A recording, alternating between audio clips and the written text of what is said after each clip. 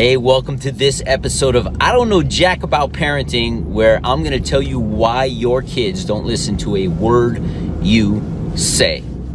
So the big question is this: how are parents like us, who don't have a manual, who are doing the best we can, who feel as though we aren't enough, how are we going to raise healthy, happy children who we are proud of and still keep our sanity in that process? That's the question, and this podcast will give you the answers. My name is Ryan Roy, and welcome to I Don't Know Jack About Parenting, a podcast for parents who are being real with themselves.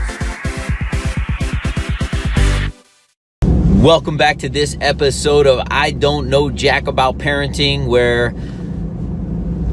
I'm going to tell you why your kids don't listen to a word you say. Unless your actions are in alignment with the words that you say. You know, there was a long time ago where parents would say, do what I say because I said to do it. Or it was, don't do as I do as I say. And children are really good at observing and watching what we're doing, and good and bad. So and I'm just going to use an extreme scenario here, and maybe it's not so extreme because there's people that are going to listen to this podcast who are smokers. I don't happen to be a smoker, but you know, we know that this is not good for us. Most people, when they become parents, their focus is, who are smokers, a lot of times they will be like, hey, I want to quit smoking. I want to quit smoking for my kids. I want to be a better example. But we know that is such a tough addiction to overcome, that of nicotine. But kids will at some point be like, well, why do you do it? And you could explain to them that, it's been difficult and you wanted to quit and you didn't want to get started. But their natural curiosity may be to try to smoke. They may steal a pack of cigarettes one day, or at least one cigarette, and they're going to try to do it because kids mimic what we do. One of the things that I'm not so proud of, I think most parents, I'm not perfect, although I wish I was, right? But we're just not perfect. One of the things that the person closest to us typically is the person that could get under our skin the quickest. The person I love most on this planet is my wife, but she is the quickest to get under my skin, and sometimes I will have a short fuse and I will respond back. I don't like to think I'm a yeller or a screamer, but maybe I shoot back really fast in not the best way. And I catch my son, my 7-year-old son, doing the same thing to me and to his mom. And I look at it and I'm like, that's my behavior. If it bothers me, I need to change my behavior. And it's hard for me to reprimand him. Why? Because I know he got it from me. So I will say to him, listen, that's not the way we treat each other in this house. And I know you may have seen daddy do that to mommy or even to you at times, but I apologize for that. That's not the behavior that I want you to mimic. So they don't listen to us, especially if we're telling them to do things that we don't do ourselves. So it's in our best interest as parents to be very conscious of what we're doing. Now, this comes on a good level too. I want to share with you 2 stories, one from each child. Again, you guys know I have a 7-year-old and at this point a 16-month-old. And the 7-year-old has been working on a book. And if you don't know by now, or this is the first time listening to my podcast, I am the best-selling author of the book, Be the Dad You Wish You Had. Now, he's watched me promote this book. He's watched me talk about this book. He's watched me sell this book. He's seen me give this book away to large masses of people. And he's impressed by the fact that Daddy has created a book and Daddy's making money off the book. He thinks this is like the most awesome thing. So unbeknownst to me, for a few chapters, my son was writing a book. And he was writing a book with his best friend. I thought I was going to bring the book here so I could show. But it's called Christian and Jackson in Their Adventures. Written by Christian and Jackson. Now the cool thing about this is he's the author. My son's the author, Christian, and his friend Jackson is the illustrator. And Christian would write the page, and Jackson would get the page, and he would get to depict whatever Christian wrote. Now they got 10 levels, not chapters, because they both like video games. And then he came to me when it was all complete, super proud. This guy's, just so you know, I mean, a kid writing a 10-page book at age 7 is quite the chore. They actually got together a couple times outside of school just to work on the book, and it took them several weeks to complete this. And he says, Dad, we need to make copies. I want to sell it. I said, how much are you selling the book for? He says, $10. I said, fantastic. Good thing you got 2 grandmothers. That's $20 right there.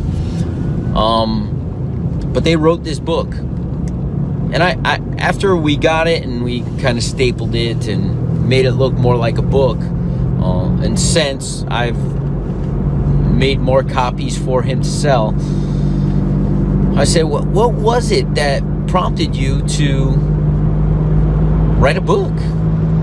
He said, Dad, you wrote a book. I wanted to write a book too. See, they mimic what we do. So if you want your kids to be entrepreneurial, you know, they want to be like us. They want to be like their parents. They want to do what their parents do.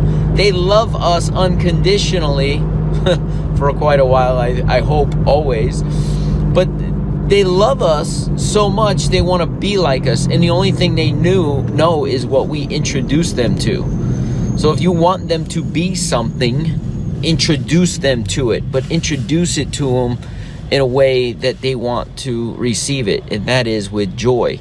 He knew how much I enjoyed writing the book. He kept saying, why are you writing a book? I said, you know, Daddy didn't have a dad growing up. And he has to work really hard to try and make sure that I'm doing a good job so that you don't miss out on the things that I missed out on. And Daddy works really hard at trying to be a good daddy. So I think I've done a pretty good job so far. And I want to share with other dads so that other kids have awesome dads themselves. Don't you want Daddy to help other dads or other kids have dads that are awesome? He's like, yeah. Doesn't everybody have an awesome dad? It's like, unfortunately, no. We don't all know how to be dads. It didn't come with a manual. So Daddy's created the best thing. So he wrote his own book with his friend, and it's out for distribution. If anybody's interested, just go to www. Just kidding.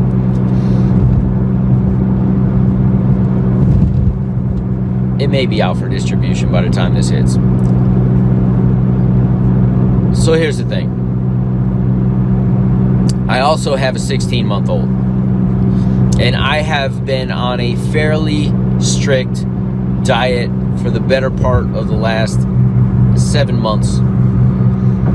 And because I'm on a strict diet, and children, babies in particular, can't eat a lot of the processed foods that we have, and I'm not eating any of those processed foods, my little one pretty much can eat anything off of my plate. And does he ever? But here's the thing. He eats all of these crazy vegetables. He eats broccoli, spinach, squash, zucchini. When I make oatmeal in the morning with fresh berries, no sugar, fresh berries, maybe bananas, maybe a little bit of cinnamon in there, apples, pears, whatever I decide to put in my oatmeal, he gets to eat it. And he loves all of it. I made a dish the other day called dal. It's an Indian dish. And it's basically lentils with a ton of vegetables.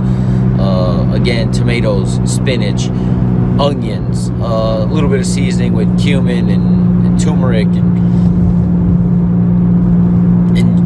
I could put any vegetables in there. I ended up putting some onions, some garlic, some mushrooms. So, and then it turns into almost like a porridge. So I'm thinking to myself, I don't know if he's gonna like this.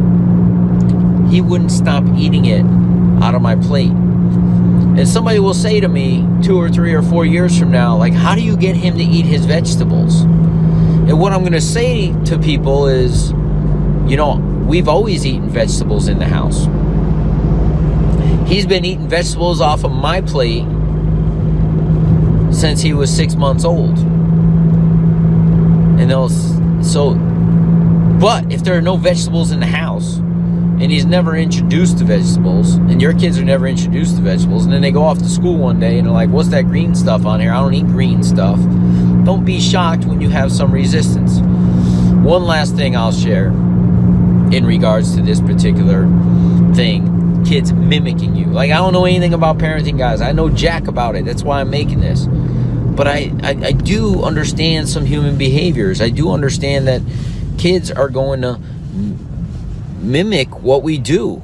You mimicked what your parents did. I mimic what my parents did. And you hopefully want to behave in a way that your kids will mimic your behavior and make you proud. And if they're not doing that, we have to look inward and say, how can my behavior change so that my child can mimic it? So we went to the dentist the other day. 7-year-old, his 2 front teeth are completely in, but yet one of them was loose. Huge concern for us, right? How can your adult teeth that you've had for less than 6 months be one loose already? Did he knock it? Did he this? Did he that? And one of the questions as he's going through, he's about to get a cleaning and all this other stuff while he's there, the dentist starts asking questions. And he's like, you know, when you want something to drink, what do you drink? And he looks and he says, water. And she says, what else? He's like, milk. And he like looks at me. I said, you could answer the question. She's like, well, when you really want something, what do you want? And he looks at her and he says, water. And I said to her, just so you know, that's pretty much the go-to. I'll let you know because you're the dentist, and he's maybe had a total of 1 soda his entire life, because every time he asks for one, he takes a sip. It's too sweet, but I don't want to deny it to him, so I continue to let him try it. But he typically says, can I have a water? It's his choice. Gatorade, the occasional Gatorade. He may have 1 or 2 in the winter. But in the summer, if he's out playing soccer or doing things, we will get him a Gatorade or a Powerade, something for that. But for the most part, it is water. She like looked at me. She's like, so what do you like to snack on? What are your favorite snacks? And he's like, I like cheese. She's like, yeah, but you know, some more kid-like snacks. And she's like, do you like potato chips? He's like, no. Do you like pretzels? No. We don't have these things in abundance in the house. Where I did answer for him, I said, listen, he is a kid. He's a well-behaved kid. After dinner every night, he does get dessert. What do you like for dessert? He's like, oh, I like Little Bites. There's no plug here for Edmund's Little Bites, but my son loves them. He likes chocolate chip ones or the brownie ones. And hence, the only other 2 things he really goes towards for dessert is homemade brownies or homemade cookies. We like to bake at least once a week. And that's it. He'll have a cookie. He's done. Satisfied his sweet tooth. He mimics the behavior. My wife doesn't have a sweet tooth. I do, but I don't go overboard as I've tamed my diet. He actually offered the other day, Dad, hey, do you want the rest of my brownie? I don't feel like it. And I said, no. He says, oh, you're on your diet right now. I'm sorry, Dad. No problem, Christian. I appreciate you wanting to share with me, number one. And more importantly, I appreciate you recognize that Daddy is being strict on his diet here for the first few weeks of the year.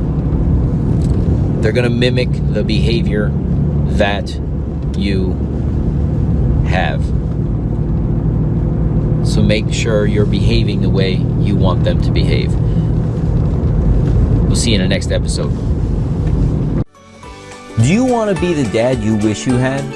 If so, go get my free book, Be the Dad You Wish You Had, at BeTheDadYouWishYouHad.com.